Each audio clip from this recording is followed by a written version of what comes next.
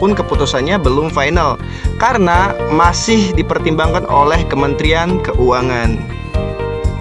Dan pada liputan6.com, Agus Gumiwang menyampaikan bahwa ini memang sudah kita usulkan dan saya sudah laporkan ke Presiden dan secara prinsip beliau setuju. Tapi Menteri Keuangan masih dalam proses hitung-menghitung, kata Agus. Kendati demikian, ia menjawab sikap yang diberikan Kementerian Keuangan yang disebut tak mau menghamburkan uang negara secara sia-sia. Kemenku masih proses hitung-menghitung karena mereka merupakan bendahara negara. Mereka punya penilaian sendiri. Kita belum mendapatkan green light dari Kemenku, ujarnya. Menanggapi polemik keringanan pajak bagi industri otomotif ini, kemudian ditanggapi oleh pengamat ekonomi Indonesia, yaitu Strategy and Economic Actions Institution Roni P. Sasmita, yang menyebut bahwa solusi reaksi pajak penjualan mobil harus win-win solution.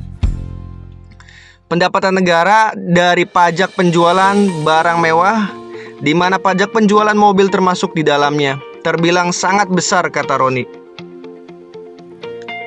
Sehingga penolakan Kementerian Keuangan di bawah pimpinan Sri Mulyani sangat bisa dipahami. Ini karena pandemi COVID-19 memang sangat menekan penerimaan negara. Jika pajak penjualan mobil pun ikut dihilangkan, maka akan sangat berpengaruh terhadap pendapatan negara di tahun depan. Sementara kondisi ekonomi diproyeksikan akan masih tertekan di tahun 2021.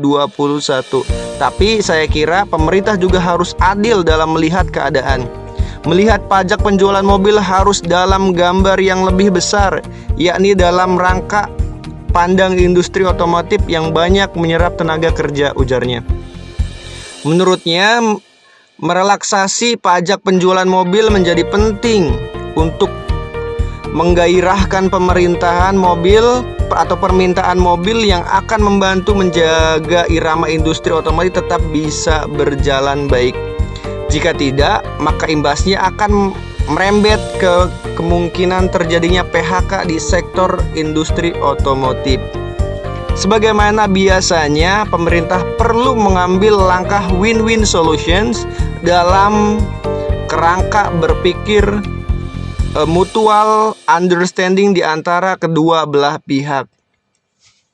Relaksasi perlu dilakukan, tapi tidak sampai ke angka 0 misalnya, karena akan sangat berpengaruh kepada pendapatan negara. Jadi, pemerintah akan perlu atau perlakukan industri otomotif perlu duduk bersama lagi. Menemukan angka yang sama-sama bisa diterima oleh kedua belah pihak, misalnya penurunan dari 10 ke 4 atau 5%, sehingga masih ada kontribusi pajak penjualan mobil pada pendapatan negara di tahun depan. Nah, jadi seperti itu rekan-rekan. Mungkin Anda penasaran tentang apakah benar pajak akan di 0% kan di Indonesia ini. Jadi masih dalam proses pertimbangan Kementerian Keuangan ya.